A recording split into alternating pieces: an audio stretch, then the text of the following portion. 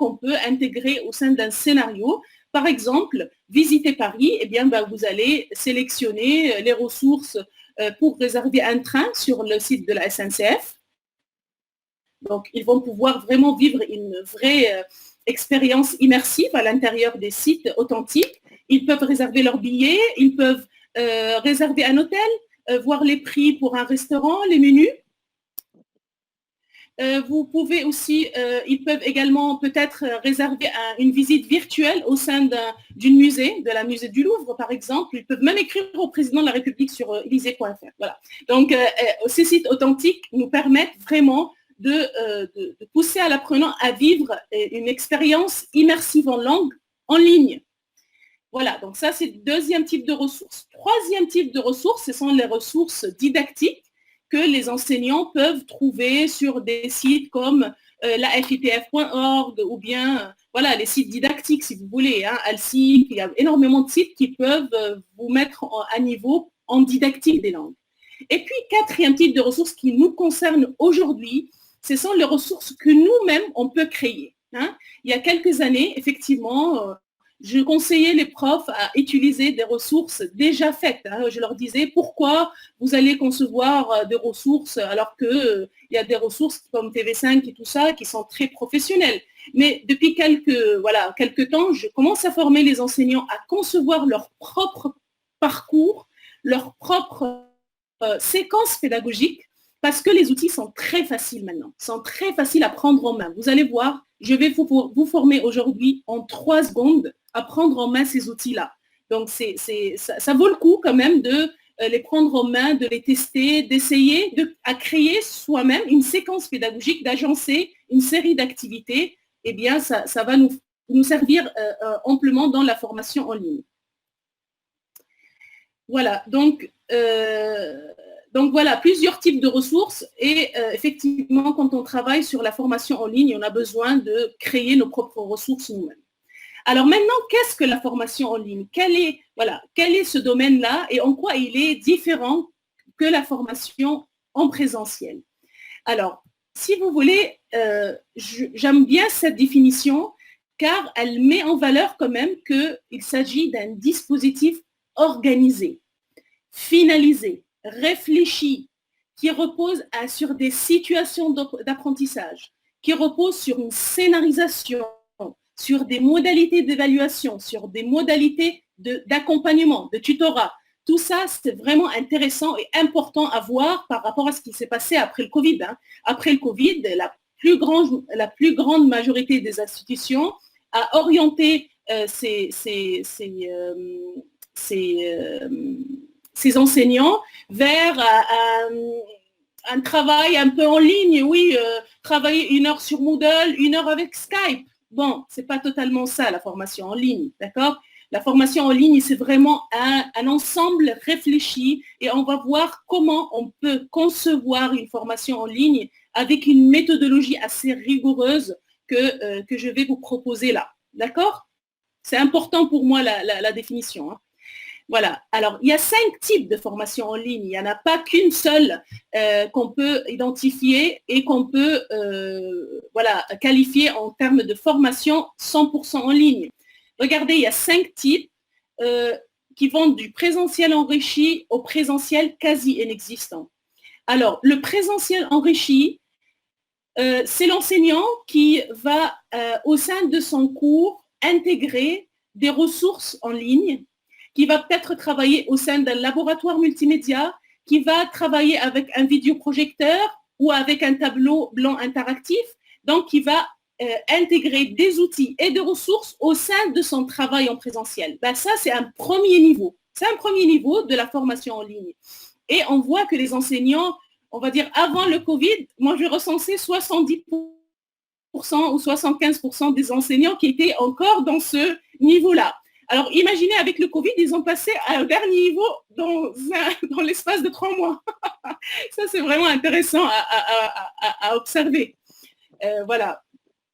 Donc, Bon, ceux qui rencontrent un problème technique, mon collègue il va les contacter tout de suite, hein, ne vous inquiétez pas. Le présentiel amélioré, c'est un deuxième type de formation en ligne où l'enseignant va intégrer le numérique avant, en amont, pendant et après. Hein. En amont, il va il va, par exemple, tester le niveau des apprenants. Est-ce que vous connaissez le test Evalang? Je vais l'écrire là dans le chat. Evalang, c'est un test de France Éducation Internationale, hein, un test de positionnement en ligne. Oui, vous le connaissez, c'est très bien. Et bien voilà, donc on peut très bien tester avant la formation. Donc on commence à intégrer un test de positionnement, d'accord? Et puis, pendant la formation, c'est-à-dire pendant la formation comme le présentiel enrichi avec des outils, le vidéoprojecteur, tout ça, le TBI. Et après la formation, il peut rester toujours en contact avec eux à travers donc des outils ou un environnement numérique qui a été mis en place ou un réseau social. Voilà, donc il reste vraiment en contact avec eux pendant tout au long et après la formation.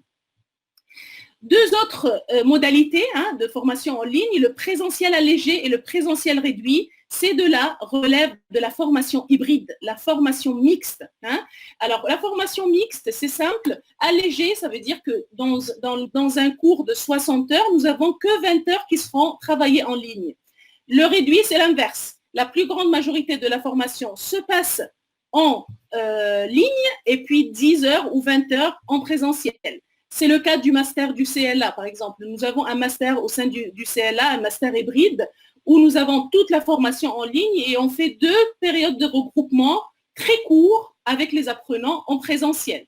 Alors, ce présentiel-là se passe soit par une classe virtuelle, soit ils viennent vraiment au CLA.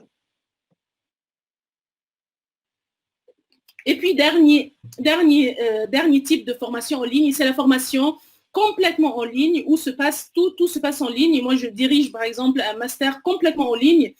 Je ne vois jamais les apprenants, sauf si je fais une classe virtuelle, ou bien pendant leur soutenance, eh bien, ils soutiennent même leur master dans des environnements comme là où vous êtes là. Voilà.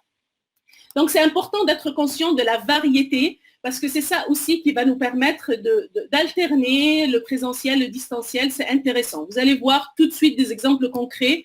Même si vous avez un quart d'heure théorique, là, c'est important quand même de situer ce domaine de formation en ligne.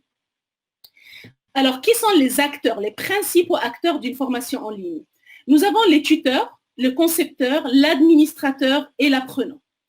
Alors, vous allez me dire, mais bien sûr, l'apprenant, c'est bien évidemment, bon, il est au centre de notre apprentissage, de l'apprentissage, ou le centre de la formation. Sauf que l'apprenant en ligne, c'est quand même quelqu'un d'assez différent. Vous allez voir tout de suite comment. D'abord, le tuteur. Alors, le tuteur, alors d'abord, je vais commencer par le concepteur. Le concepteur, c'est la personne qui va concevoir la formation, c'est-à-dire celui qui va agencer le contenu, celui qui va rédiger les activités et celui qui va les médiatiser. Peut-être, hein, ou bien un informaticien, mais il peut la médiatiser. Médiatiser, ça veut dire qu'il va rendre le contenu multimédia. Donc ça, c'est le concepteur. Il peut tutorer cette formation. Il peut être le tuteur. Ou bien quelqu'un d'autre qui va tutorer la formation. Moi, ça m'est arrivé de tutorer une formation que je n'ai jamais conçue. D'accord ? Donc, voilà. Le concepteur, il est quand même, c'est quelqu'un d'important parce que c'est lui qui va travailler vraiment le côté pédagogique. Okay ? Le tuteur, c'est lui qui va travailler le côté animation. Et puis, nous avons l'administrateur. Alors, l'administrateur, je vous dis, de plus en plus, nous avons une compétence un peu intéressante en numérique. Mais sachez que quand on travaille en ligne, on a beaucoup d'aléas. On a beaucoup d'aléas techniques et on a toujours besoin des administrateurs et des informaticiens. Qu'est-ce qu'ils font? C'est les gens qui vont garantir la robustesse des serveurs. C'est les gens qui vont nous aider à inscrire les participants. C'est les gens qui vont être là quand il y a des bugs. Moi, je suis quelqu'un de très à l'aise en numérique. Ça fait 20 ans que je suis dans des environnements numériques. Mais quand même, regardez, dans un événement comme aujourd'hui, j'ai 2 informaticiens avec moi. que je remercie, Théo et Baptiste. Voilà. Donc, j'ai vraiment besoin d'eux et j'ai besoin de sécuriser. Je vais vous dire tout de suite comment on a sécurisé cet événement. Parce que vous êtes, voilà, la plus grande majorité des participants aujourd'hui sont mexicains, mais nous avons aussi quelques collègues indiens qui se connectent. Voilà, donc c'est pour vous dire qu'on essaye quand même de sécuriser le travail. Et puis, arrivons à l'apprenant. Et là, je vais prendre la parole parce que franchement, l'apprenant en ligne, c'est quelqu'un qui me fait vraiment, qui me touche beaucoup. Parce que le pauvre, c'est quelqu'un qui voit des pratiques assez flagrantes. Alors, je vais vous dire comment. Quand les concepteurs n'est pas quelqu'un qui connaît la formation en ligne, parfois on trouve vraiment un travail qui n'est pas très adapté à la formation numérique, à la formation en ligne. Je dirige, par exemple, comme je l'ai dit, un master en ligne et parfois je vois des collègues qui mettent des PDF de 300 pages. Vous vous rendez compte, un étudiant en master, il ouvre 300 pages à synthétiser ou 700 pages. C'est juste impossible. C'est juste impossible qu'on peut mettre des ressources non adaptées. Ça veut dire, vous mettez un PDF, bah ça ne marche pas. Hein. Ça, au contraire, ça l'incite à abandonner. C'est pour cela qu'on trouve dans les formations en ligne un taux d'abandon très important. On le remarque par exemple dans les MOOC.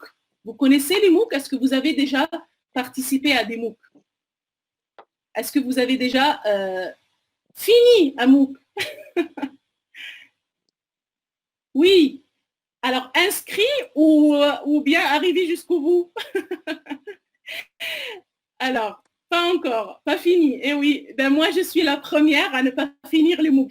Je m'inscris, je suis très enthousiaste, mais en fait, je ne le termine pas pour plusieurs raisons. D'abord, bien, on sait très bien qu'à l'intérieur d'un MOOC, on trouve des vidéos de 2 heures. Donc, bon, parfois, qui a le courage d'aller jusqu'au bout. Et puis, il n'y a pas de tutorat. Donc, l'absence de tuteur impacte énormément l'expérience de l'apprenant. Et pour ma part, le fait qu'il se rejoue tous les 3 mois, j'ai dit, bah là, la prochaine, hein, je serai plus assidue la prochaine fois. Donc, c'est pour vous dire que la formation en ligne, elle a besoin, alors voilà, on a Alicia Del Angel qui a un master en ligne et ça, c'est très admirable. Hein. Mais c'est vrai qu'un master, quand on sait qu'il y a derrière un diplôme, on est plus, si vous voulez, on est plus engagé. Alors que les MOOC, ce sont des formations gratuites. Bon, il y a un certificat parfois, effectivement. Parfois, on paye, mais on n'est pas tout le temps engagé dans une formation entièrement en ligne. D'accord? Le master, c'est assez différent, hein, mais c'est très admirable d'arriver jusqu'au bout. Voilà. Donc, c'est pour vous dire, mettez-vous à la place de l'apprenant. L'apprenant, quand il va voir une vidéo d'1 heure, non, il n'a pas le temps pour ça. Une vidéo en ligne, c'est 3 minutes, pas plus, par exemple. Un texte, si vous mettez un texte ultra long, bah là, il faut avoir le courage pour le lire. Hein.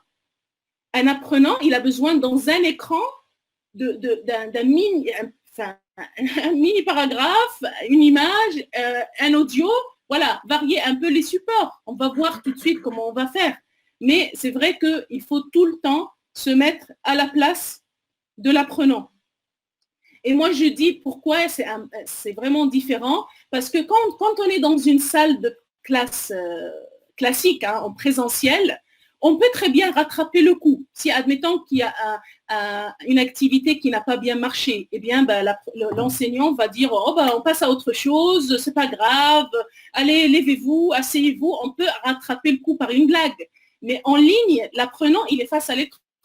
Le produit, il est déjà conçu et finalisé.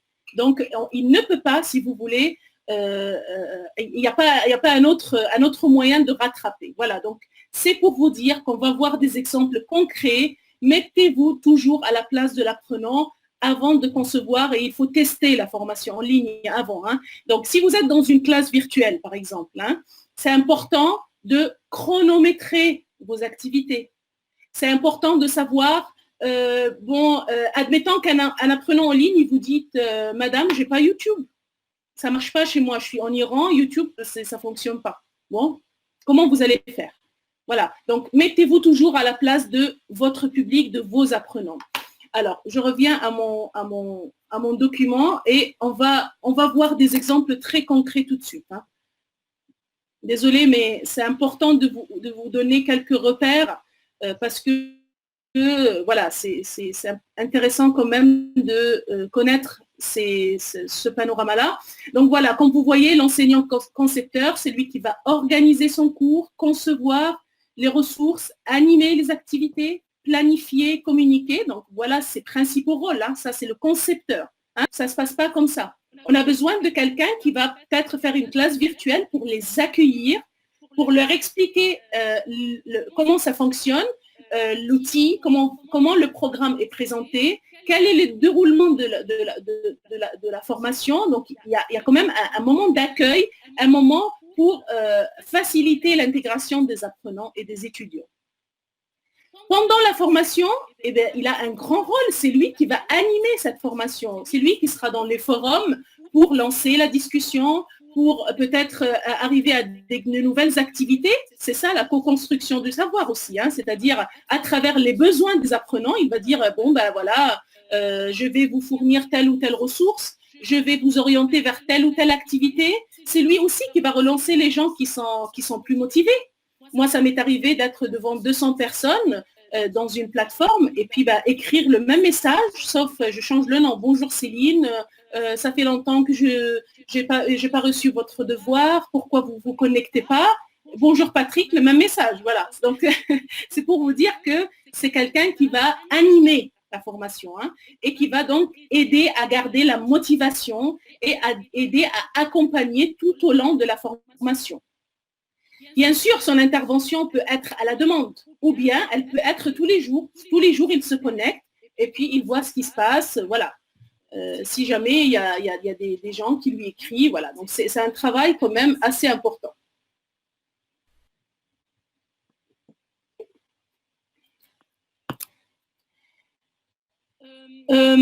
L'apprenant en ligne. Alors, l'apprenant en ligne, il a aussi son rôle à faire. Est-ce que tout le monde voit ma présentation? Parce que je vois que Khadija, elle a du mal. Est-ce que tout le monde? Oui, d'accord. Bon, bah alors, ok, donc c'est un problème individuel que Théo peut-être va aider Khadija. Merci.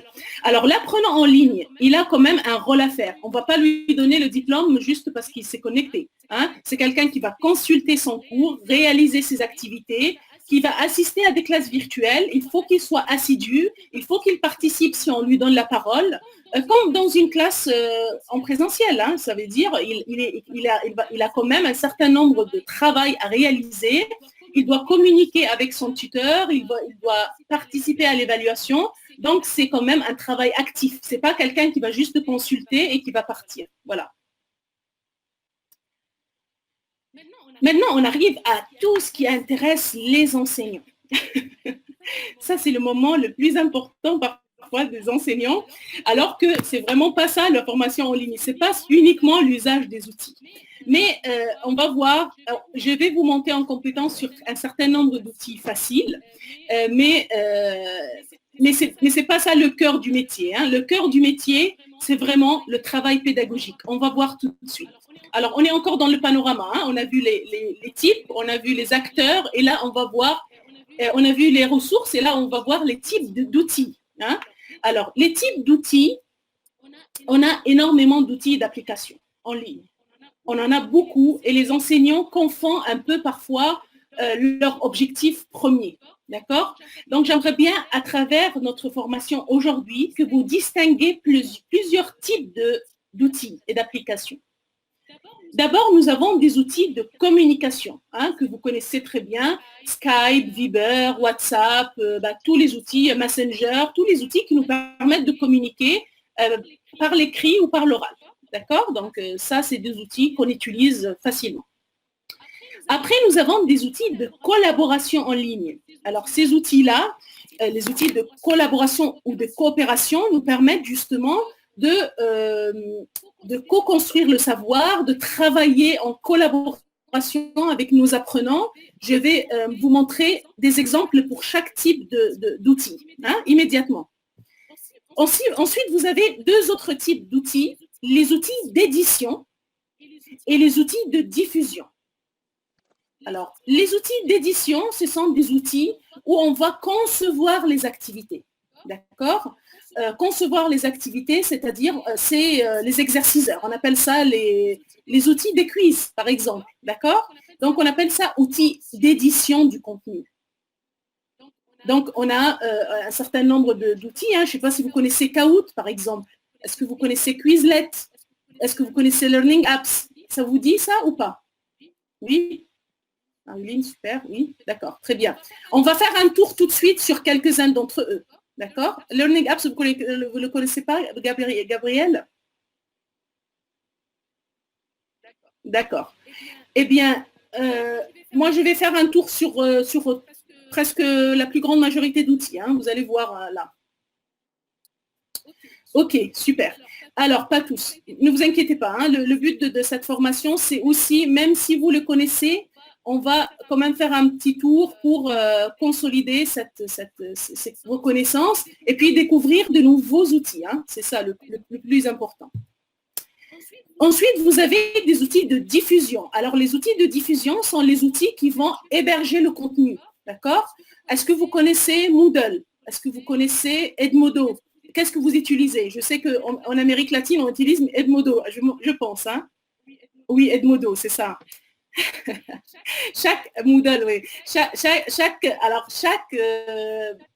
continent, elle a ses propres outils. Alors, Teams, c'est des outils de visio et de formation à distance. Hein. C'est les classes virtuelles. Google Classroom, bravo Elda, c'est super. Google Classroom aussi. On va faire un tour sur Google Classroom tout à l'heure. Hein. Alors, Teams, Cisco WebEx, Global, Zoom, ce sont des outils c'est un cinquième type d'outils, c'est les outils de classe virtuelle, d'accord? C'est un cinquième type.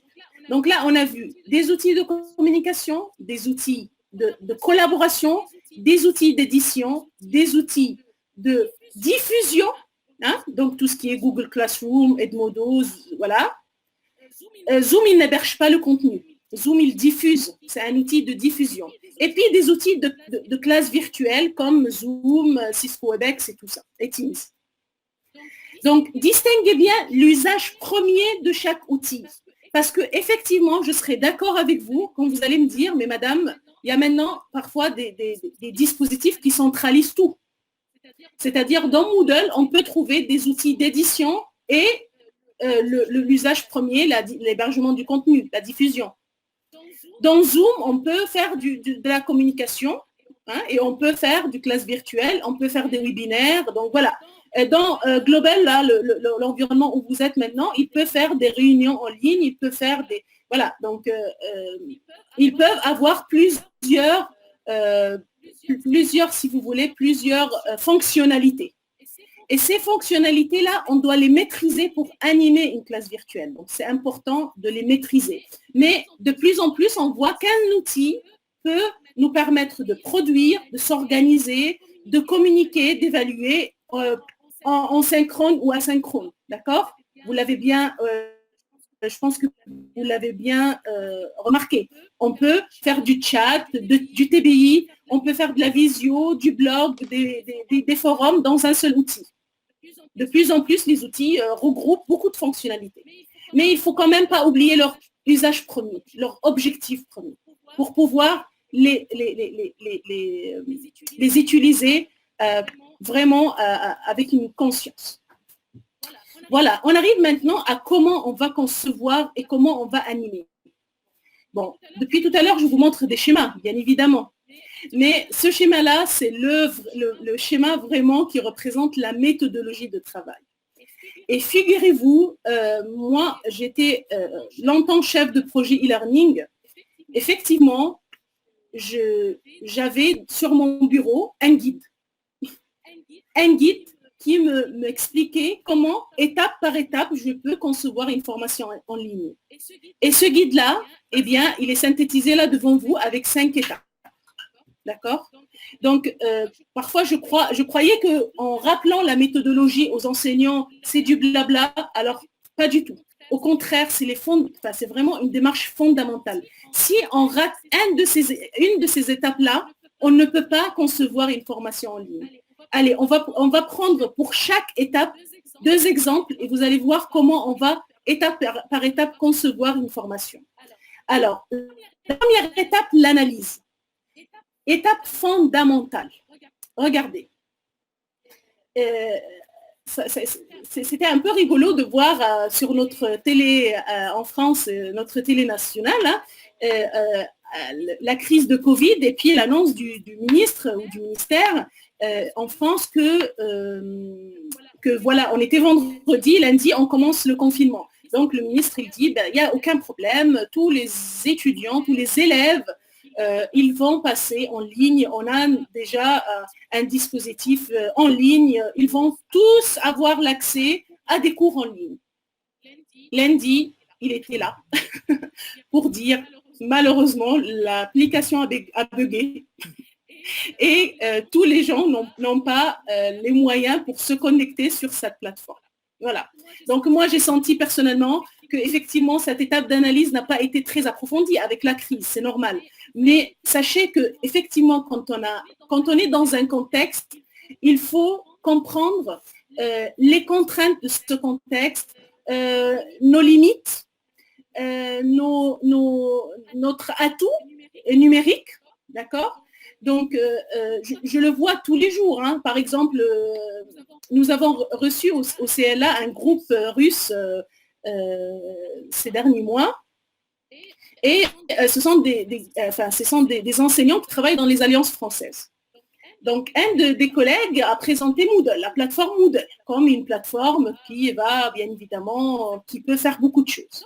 Sauf que ces enseignants m'ont dit, mais madame, nous, Moodle, ça ne nous sert à rien. On n'a pas de serveur, on n'a pas de technicien, on n'a pas de dispositif pour les accueillir, on ne va jamais l'utiliser. Pourquoi vous nous le présentez ?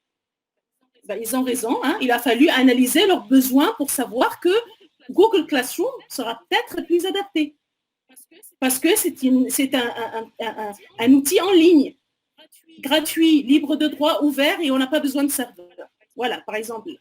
Moi-même, je suis partie, par exemple, en Iran, très enthousiaste, je forme les enseignants. Ils me disent, madame, excusez-nous, mais nous, Internet ne marche pas tout le temps. La salle où vous êtes, là, c'est une salle multimédia, elle est réservée au testing. On n'a même pas accès. Donc, à chaque fois que je leur présente quelque chose, je devais réfléchir sur comment ils vont pouvoir en profiter par d'autres moyens. Donc, je leur disais, sortez vos smartphones, on va flasher les codes QR. Et là, ils étaient très contents. Ils étaient très contents de voir qu'en flashant le code QR, on peut avoir l'activité et on peut travailler avec d'autres moyens. Je vous donne un dernier exemple. Même l'exemple de ce webinaire-là. Quand on travaille en ligne, dans l'étape d'analyse, il faut vraiment travailler sur les contraintes. Et les contraintes peuvent concerner aussi les aléas du numérique. Le numérique, il y a beaucoup d'aléas. Là, ce qui s'est passé en France, avec le ministre, c'est que le lundi, tout le monde est passé en télétravail. Donc, il y a eu une surcharge sur les bandes passantes. Et bien évidemment, les réseaux étaient bouchés. Donc, on ne pouvait pas tous se connecter facilement. Tous les parents n'ont pas des imprimantes, n'ont pas des smartphones. Et même en France, dans un pays assez à l'aise, si vous voulez, en termes technologiques, on n'a pas tous des smartphones. Moi, j'en ai pas d'ailleurs. Voilà. Donc, il se peut, quand on travaille en ligne, on peut avoir des coupures. Il faut vraiment avoir toujours un plan B. Et ça, on le pense dans la période, dans l'étape d'analyse. Il faut avoir un plan B et parfois un plan C. Regardez, aujourd'hui, pour préparer ce webinaire, avec mon collègue, tout le week-end, on travaille, on teste l'appli. On vous a écrit un mail pour dire « Restez joignable par mail si nous avons besoin de vous contacter pendant le webinaire ». Je demandais au directeur du CLA, que je remercie, de m'ouvrir une deuxième salle sur une autre application au cas où. Et j'ai même préenregistré mon travail. Donc, c'est pour vous dire que quand on travaille en ligne, on a vraiment besoin de sécuriser le travail et on a besoin il faut vraiment être prêt à tous les aléas. Est-ce que tout le monde m'entend là? Parfois, on peut avoir, oui, ben voilà. Donc, c'est pour vous dire qu'effectivement, effectivement, on rencontre des problèmes, mais il faut toujours avoir un plan B. Le numérique, on ne peut pas faire confiance 100%, hein, d'accord? Moi, j'ai organisé en 2017 et en 2018 2 colloques entièrement en ligne au CLA. Ces colloques-là, d'ailleurs, je vais vous envoyer le replay de ces événements-là. Les participants et les intervenants étaient en ligne, personne n'était sur place.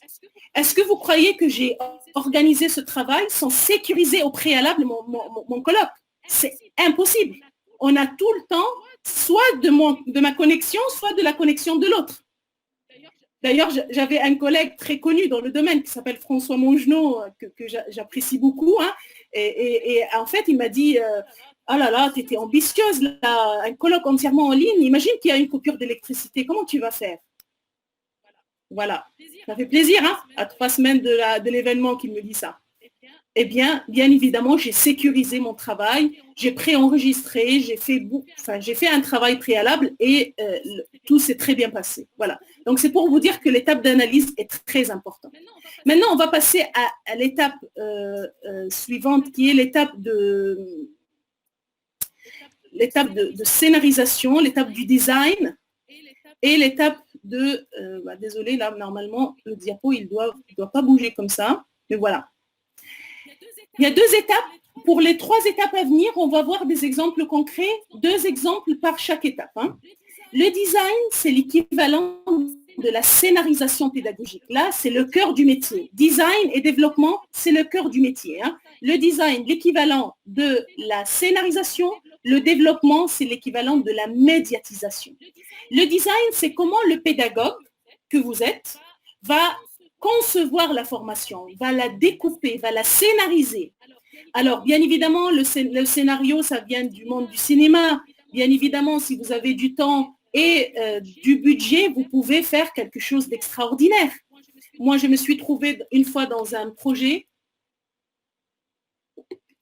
pour la police et la gendarmerie française, d'accord? Et puis, ils m'ont donné 1 an pour le faire, sauf qu'ils m'ont demandé 30 heures de formation. Bon, quand j'ai commencé, en fait, j'ai découvert qu'on ne peut pas faire plus que 5 heures, d'accord? Avec le temps et les moyens, voilà. Je pouvais bien évidemment faire entrer un policier dans un univers où il va faire un parcours, c'était pour le domaine de la cybercriminalité. Hein, je pouvais faire des choses vraiment beaucoup plus hollywoodiennes, mais je n'avais pas le temps. J'avais pas le temps. Il fallait vraiment faire des formations assez synthétiques et tout ça.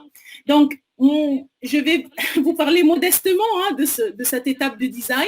C'est l'équivalent au découpage de la formation. Comment on découpe une formation? Alors, quand quelqu'un travaille en présentiel, pour découper une formation, vous allez voir que les découpages se trouvent dans les méthodes dans la première page.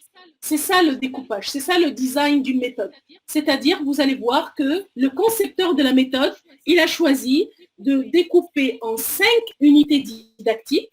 Dans chaque unité, il y a 4 séquences pédagogiques. Dans chaque séquence, il y a 3 activités. Est-ce que vous avez déjà vu ce découpage dans les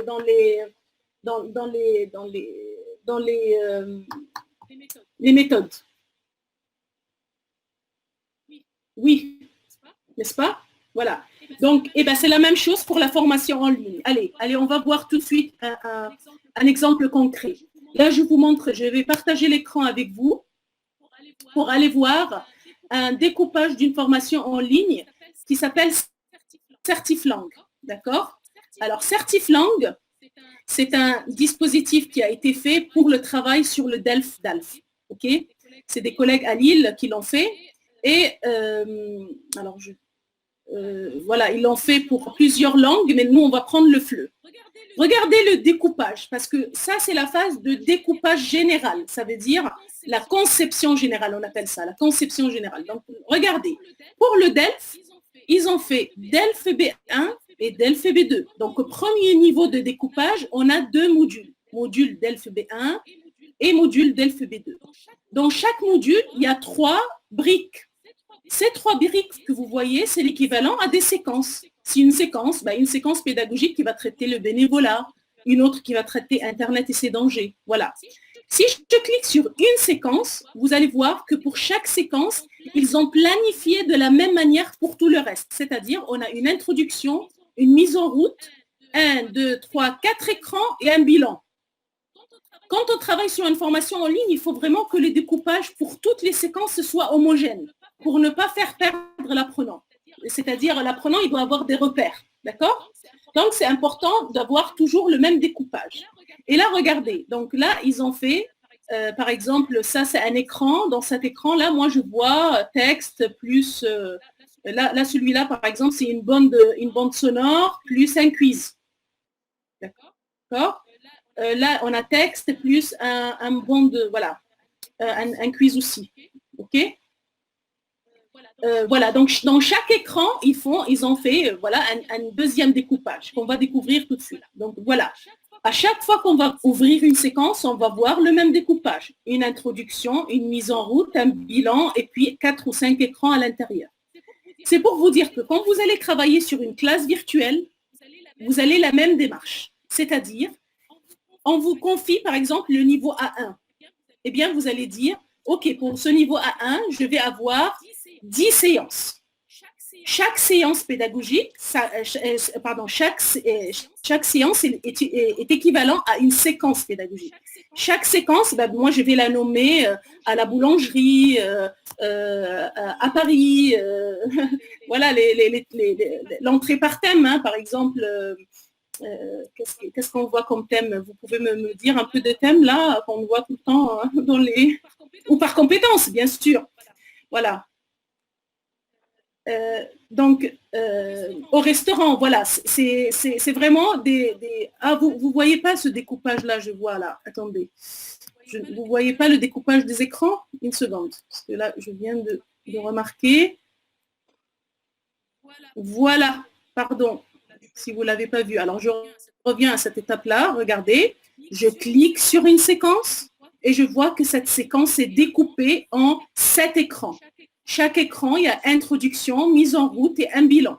Et puis, il est découpé par compétences. D'accord? Donc, ce découpage, c'est pour toutes les séquences pédagogiques de la même manière. C'est homogène. Donc, quand on clique sur une des écrans, hein, ça c'est l'équivalent à un écran, l'apprenant, il voit devant lui une bande sonore plus un quiz. Voilà. Donc, premier niveau de découpage, c'est vraiment de dire, moi, ma classe virtuelle, je vais avoir 10 séquences pédagogiques. Dans chaque séquence, je vais avoir, je vais projeter 10 écrans sur un diapo. Je vais avoir 5 activités à travailler en ligne et je vais avoir un travail, par exemple, de conversation. Eh bien, voilà comment vous avez découpé votre classe virtuelle. Est-ce que vous comprenez ce découpage-là? Est-ce qu'il est clair? D'accord. Parce que ça, c'est un premier degré du design. C'est le premier degré, le découpage général de la formation. Après, on a un découpage qu'on appelle écran par écran. Qu'est-ce que les apprenants vont voir écran par écran? C'est-à-dire, est-ce qu'ils vont avoir texte plus image? Est-ce qu'ils vont avoir un document sonore? C'est pour ça qu'il faut tout le temps se mettre à la place de l'apprenant. Il a besoin de voir dans l'écran un contenu un peu travaillé. Je vais vous montrer un exemple. Regardez ce collègue-là. Alors, je vais partager avec vous mon écran encore pour regarder un exemple concret d'un enseignant qui a conçu une séquence pédagogique autour du cinéma. D'accord? Il a utilisé un outil éditeur qui s'appelle NetQuiz. Alors, celui-là, il est un peu vieux, mais l'exemple me paraît intéressant. Je vais vous monter en compétence sur d'autres outils que ça, hein, mais bon, regardez comment il a fait. Regardez. Donc, il a fait une séquence sur le cinéma. Quand on commence, eh bien, on va voir qu'il a fait 20 activités sur le cinéma international. D'abord, voilà, premier écran, on a 20 types d'activités, un choix multiple. D'ailleurs, ça, c'est un choix unique, hein, ce n'est pas un choix multiple, ils se sont trompés. Mais qu'est-ce qu'il a l'apprenant devant lui? Il a texte, image. Il ne faut pas surcharger les écrans. Il ne faut pas surcharger vos diapos quand vous travaillez dans une classe virtuelle. D'accord? Donc, voilà, ça, c'est un premier type d'activité. Deuxième type d'activité que vous voyez là, c'est une association par glisser-déposer. Donc, on a texte, image aussi par glisser-déposer. Donc, ça, c'est un deuxième type d'activité. Troisième type, un texte lacunaire en menu déroulant. Donc, texte, image en menu déroulant, c'est un texte à trop. Voilà.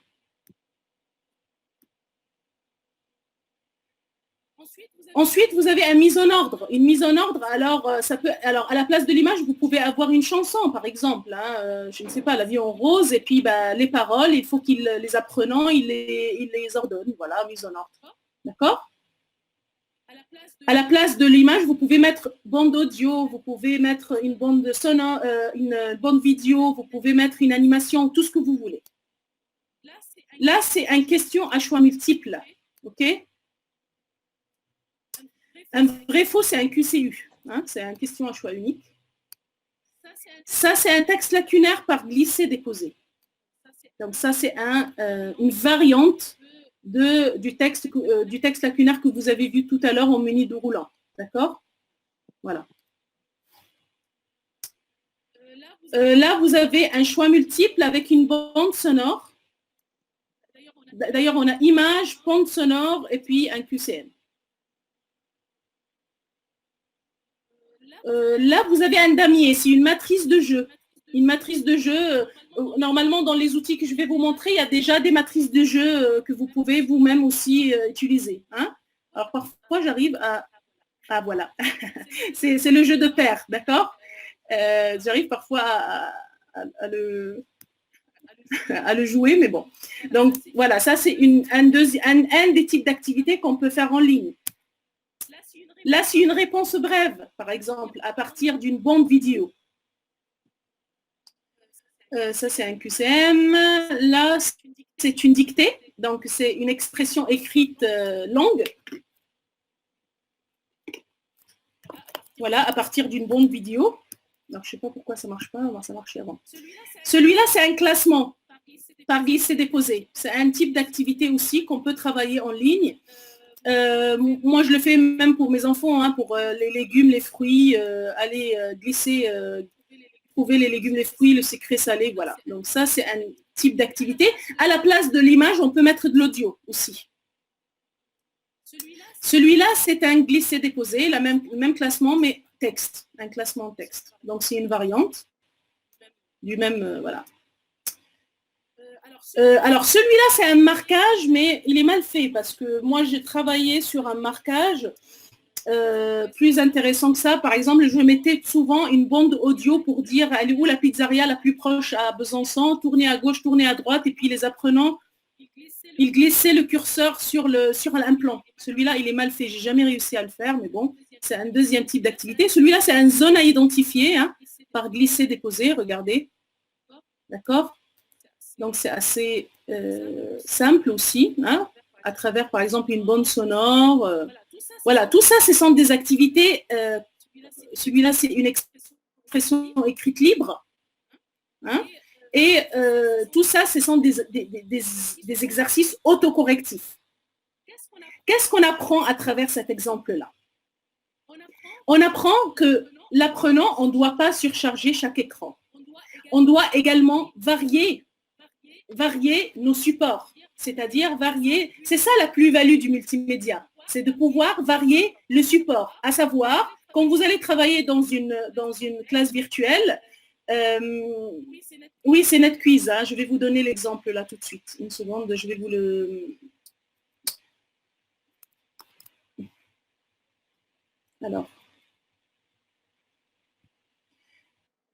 Alors, je vous mets l'exemple ici. Alors, regardez, quand vous êtes dans une classe virtuelle, il faut vraiment varier les supports.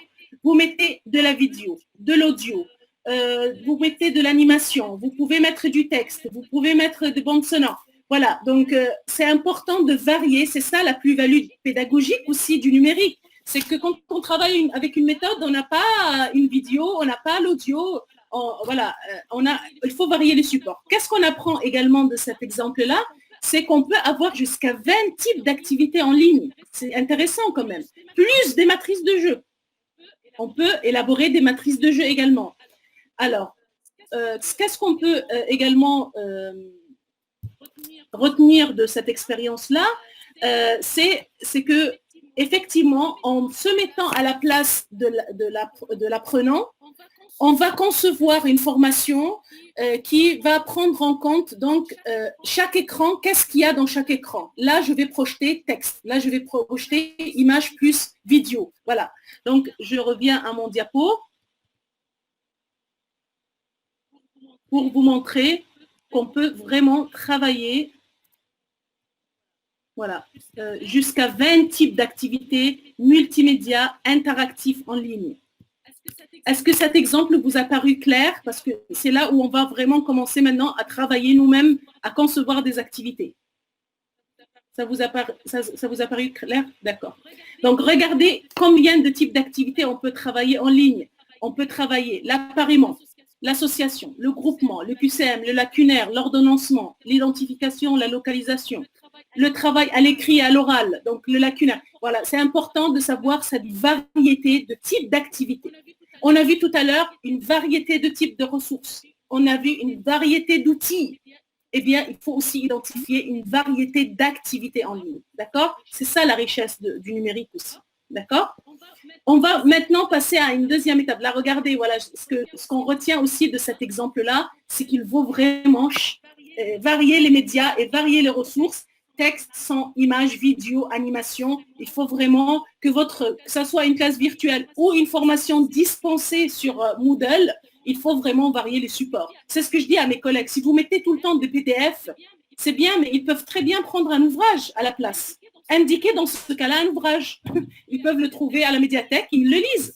Mais s'ils sont dans une formation en ligne, il faut varier un peu. Mettez une vidéo de 3 minutes, mettez de l'animation, mettez un prési pour un peu rendre un peu plus ludique. Vous connaissez Prési, hein, n'est-ce pas, le PowerPoint animé là. Mettez médiatiser. Alors voilà, on arrive à cette étape-là. On arrive à cette étape de médiatisation. Donc je reviens à ma méthodologie qu'on doit vraiment suivre étape par étape. Là, on a parlé du design. On va maintenant attaquer le développement. Et quand je vais parler du développement, je vais vous montrer aussi un exemple de deux outils qui vont vous permettre d'identifier l'ensemble, comment ça fonctionne. Comment ça fonctionne, tous les outils en ligne. Vous me suivez ou pas?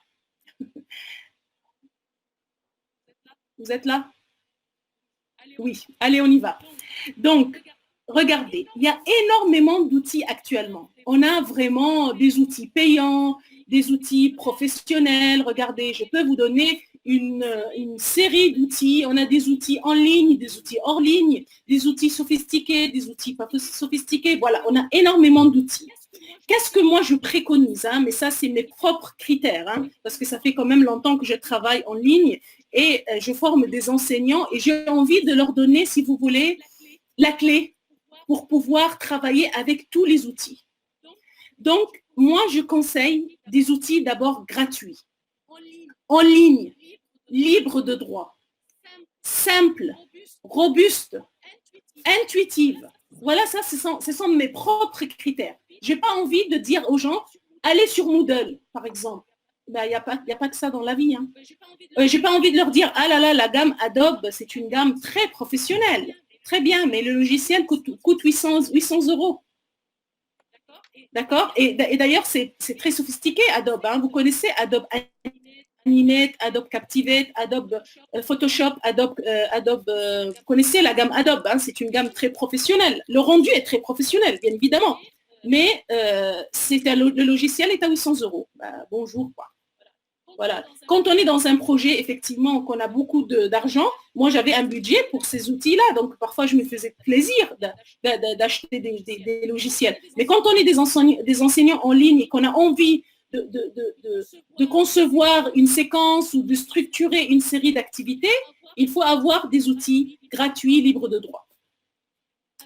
Alors, je vais vous montrer deux outils pour le développement et j'espère que vous allez identifier comment ça marche. Parce que quand ça marche, ça marche de la même manière à l'identique pour ces outils-là, pour tous les autres outils que vous allez voir et que je vais vous envoyer après la formation. Après la formation, je vais vous communiquer une batterie d'outils, d'accord? Et vous allez voir qu'ils fonctionnent tous de la même manière. OK? Donc là, je vais prendre deux outils.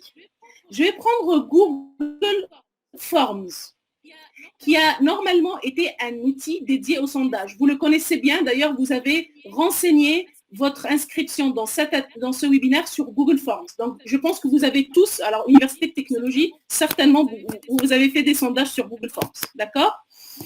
Mais celui-là, il y a un an, ils ont développé une fonctionnalité de quiz. Et je vais vous expliquer la démarche à l'intérieur. Comme ça, vous allez comprendre comment ça fonctionne partout.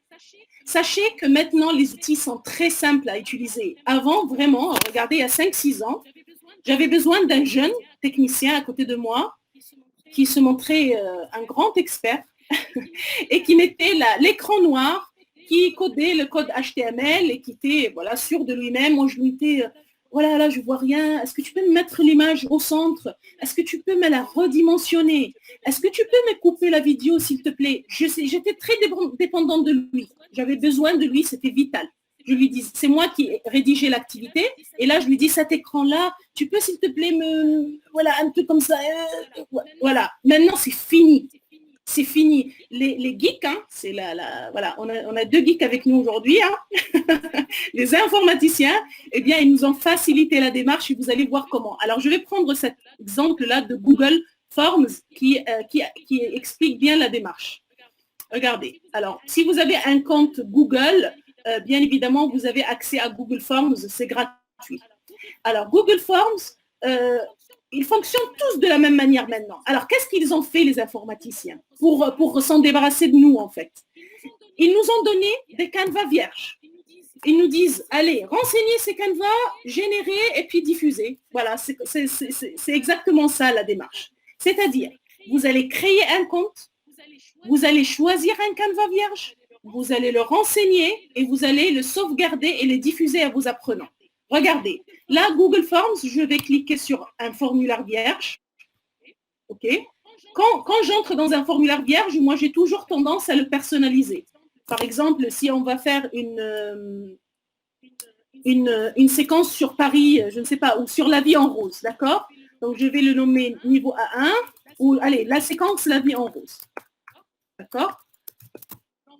Donc, je vais le personnaliser ici avec les palettes. Excusez-moi, j'ai raté une étape. D'abord, il faut convertir le Google Forms pour qu'il devienne un outil d'exerciceur, un outil de questionnaire. Donc, il faut d'abord aller sur paramètres ici. Vous voyez, je clique sur paramètres. Ensuite, je vais sur questionnaire et je vais le convertir en questionnaire. Là, il devient un outil de questionnaire et plus un outil de sondage. Là, vous allez voir qu'il va nous donner des types d'activités qui va nous permettre de développer une série d'activités. Vous me suivez? Est-ce que vous me suivez? Voilà. Allez, donc moi, je vais le personnaliser. Je fais une séquence sur la vie en rose. Eh bien, moi, j'ai tendance toujours à aller personnaliser. Donc, vous pouvez importer vos propres photos, hein, ou bien vous allez choisir dans la banque photos qui est à l'intérieur de chaque appli. Alors, j'avais préparé un truc hier. Voilà, Paris. Voilà, donc là, bon, c'est le Tour Eiffel, mais on ne le voit pas. Mais on va quand même prendre pour planter le décor. Voilà. Donc, toujours, moi, j'ai tendance à un peu planter le décor, voilà. Et puis, là, regardez. Dans chaque brique, il va me donner combien de types d'activités, une fois qu'il est devenu exerciceur. Il me donne une dizaine, d'accord? Réponse courte, paragraphe, choix multiple, case à cocher, liste déroulante. Moi, je vais prendre un choix multiple, OK? Voilà. Une fois que je l'ai configuré pour un choix multiple, vous avez tous les outils qui sont là. Plus ajouter texte, emporter, image, vidéo. Allez, moi, je vais prendre une vidéo. La vie en rose. Alors, toujours les enseignants me disent, mais madame, si nous avons nos propres vidéos, comment on fait? Eh bien, je leur dis, vous allez les héberger d'abord sur YouTube. Si vous avez un compte YouTube, il faut il faut les héberger et puis vous ramenez le lien ici. D'accord? Donc là, voilà, j'ai cliqué l'avion rose et là, il me donne la vidéo. Voilà, dans cette étape-là, remarquez, parce que après cette formation, si vous pouvez vous entraîner, j'aimerais bien que vous fassiez 2 démarches. D'abord, centrer la vidéo, la redimensionner, voilà, centrer et redimensionner, et monter cette brique. Voilà, donc là, on va dire quel est le nom de la chanteuse. D'accord? Choix 1, Dalida. Choix 2, Edith Piaf. Et choix 3, on va dire qui alors quelle chanteuse il m'arrive que des chanteuses égyptiennes dans la tête là. Alors dites-moi des chanteuses, mesdames et messieurs. Allez, Barbara. Je ne connais pas, mais on va l'écrire. Barbara. Voilà. Donc, pour choisir le bon choix, eh bien, dans corriger, vous allez dire que ça sera Edith Piaf. Donc, vous cochez la bonne réponse et vous terminez. Et maintenant, voilà, c'est fini. Votre première question, elle est déjà faite. Donc, vous pouvez développer un test de positionnement rapide sur cette appli-là. Voilà, je vais vous montrer le rendu final. Pour avoir le rendu final, on clique sur l'œil, l'aperçu. Et là, normalement, là, vous n'avez pas mais je vais vous l'envoyer ici. Regardez, je vais vous l'envoyer là. Et je vais partager avec vous aussi mon écran pour voir que le rendu final, c'est ça. Voilà le rendu final. Donc, vous avez votre image, votre audio intégré dans ce voilà. Et puis, vous avez le QCM qui est là. Donc, ça se fait dans 3 secondes, n'est-ce pas? Normalement, si on avait du temps, je pouvais vous laisser, mais vous êtes très nombreux aujourd'hui, vous êtes une centaine, donc je pouvais vous demander de faire le travail et de m'envoyer le lien de votre aperçu. C'est-à-dire, moi, normalement, quand je forme les enseignants, je leur demande d'aller travailler sur l'appli et puis ils m'envoient le lien comme je l'ai fait là tout de suite. D'accord? Tout le monde m'entend? Karina m'entend pas. D'accord. Voilà, donc n'hésitez pas d'aller vous exercer là-dessus pour essayer justement de faire ce petit test. Alors, à travers cet exemple-là, j'ai essayé de vous montrer qu'on va choisir un canevas, on va le personnaliser, on va le renseigner, on va choisir le type d'activité, on va le renseigner et on va les diffuser. Admettons que vous vous êtes trompé.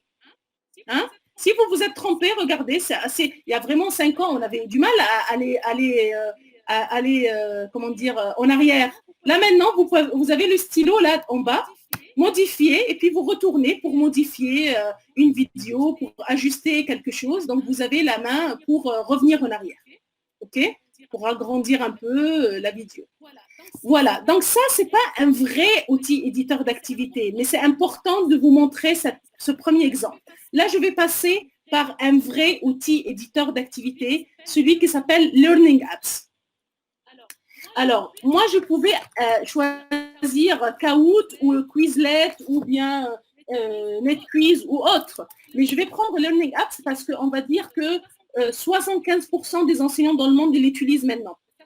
Certains d'entre vous le connaissent, n'est-ce pas? Il me semble que tout à l'heure, vous avez dit que vous le connaissez. Karina seulement? Oui, non, bah c'est très bien. Alors, on va le découvrir ensemble. Alors, on y va. Alors, celui-là, vous allez être enchantés de le connaître. Vraiment, hein? Beaucoup de personnes sont contentes de le connaître. Alors, je partage avec vous mon écran pour aller découvrir ensemble Learning Apps. Alors, Learning Apps, c'est un outil éditeur d'activité. D'ailleurs, c'est une plateforme de diffusion aussi. D'accord? Regardez, alors là, je vais vous mettre le lien, mais il faut me suivre là. Il ne faut pas aller tout de suite sur Learning Apps. Là, je vous mets le lien.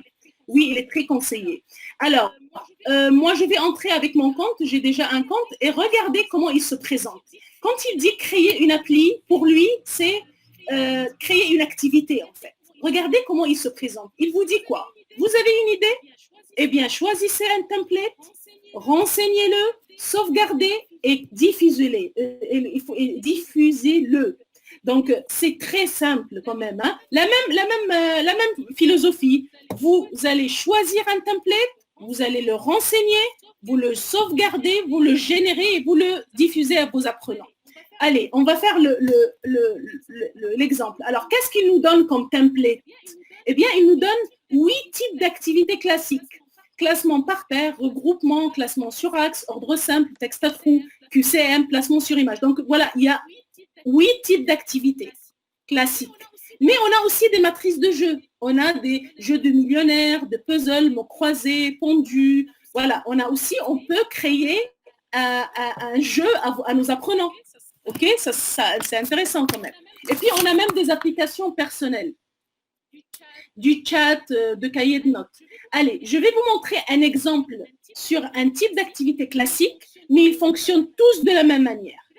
Je vais prendre le texte à trous. Regardez comment je vais créer un texte à trous en 3 secondes, messieurs, dames. D'abord, là, quand je clique sur texte à trous, il me donne des exemples des gens qui ont déjà conçu, donc comme ça vous inspire un peu. Moi, je vais créer une nouvelle appli. Quand je clique sur une nouvelle appli, qu'est-ce qu'il me donne? Il me donne un formulaire à renseigner, tout simplement. Voilà, les geeks, je les salue. Hein. Je les salue là, pour la simplicité qu'ils nous ont fait là. Voilà. Ils nous disent, arrêtez de taper sur la porte et renseignez le formulaire et ça va marcher.